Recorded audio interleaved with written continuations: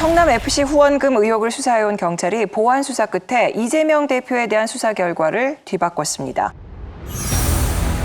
이재명 대표는 성남시장으로 재직하던 2014년부터 2016년 당시 성남FC 광고비 후원을 대가로 두산건설에 용도 변경 특혜를 제공한 혐의를 받고 있습니다. 성남시는 당시 두산그룹의 병원 부지를 상업용지로 용도 변경하며 용적률과 연면적 등을 상향했는데 경찰은 이 과정에서 두산건설이 성남FC에 후원금 55억 원을 낸 것이 대가성이 있다고 판단했습니다.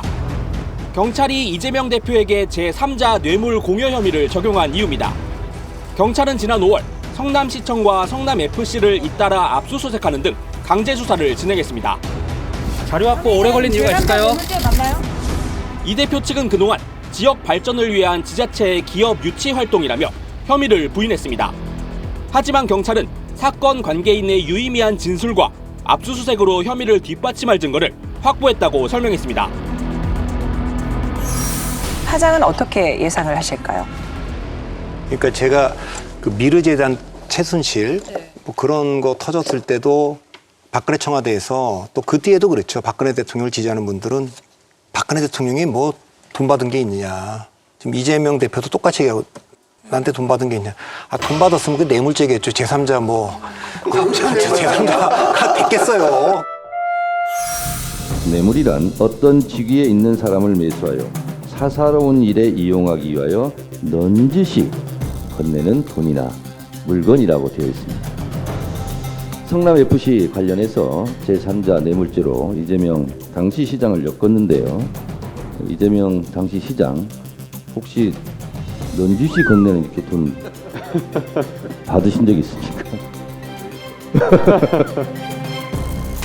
제3자 뇌물 공여라고 하는 게 공무원이 직무상 부정한 청탁을 받고 제3자에게 뇌물을 공여하게 하거나 약속을 하는 거거든요. 예.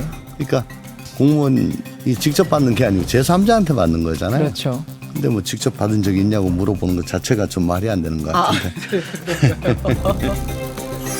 공무원이 공직을 이용해서 누군가에 이익을 주고 뭐 돈을 다른 사람이 지금 받은 건데 그거에 대한 판례들이 많잖아요, 지금 여러 건으로. 그래서 그것도 지금 뭐 이재명이 돈 받은 증거를 갖고 와라고 하는 거는 일반적으로 법적 지식이 없는 대중들에게 통할 수 있는 말이지만 이 재판정 가서는 안 통할 말이잖아요, 지금.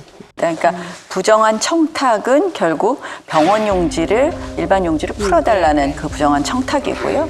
그 특혜를 입은 기업으로 하여금 성남FC에 돈을 주어라 이렇게 한 거기 때문에 이거는 뭐 똑 떨어지는 거라고 생각을 하는데 이제 다만 그래서 뭐라고 주장을 하느냐. 그 돈은 다른 게 아니다. 홍보비다. 성남FC가 그 기업을 홍보하는 것에 대한 대가이지 이 청탁에 관한 대가가 아니다라고 주장을 하는데 이것은 후원금이나 지원금이 아니고 성남FC가 자체적으로 갖고 있는 광고 홍보 수단을 활용한 일종의 정당한 홍보 비용입니다. 홍보 비용을 성남FC가 두산으로부터 받은 거기 때문에 그만큼 수익이 나는 것에 대해서는 당연한 이치로 성남시의 예산, 즉 국민의 세금이 절감이 되는 겁니다.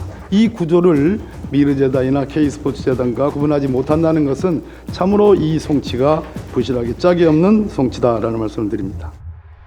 눈여겨볼 거는 기부 체납을 15%를 하기로 원래 해야 되는데 네. 그걸 10%로 낮춰줬다 그래요. 그 나머지 5%에 대해서 단순히 낮춰준 것이 아니고 그 5%에 해당하는 현금을 광고를 내게 해서 후원금 쪽으로 받았다.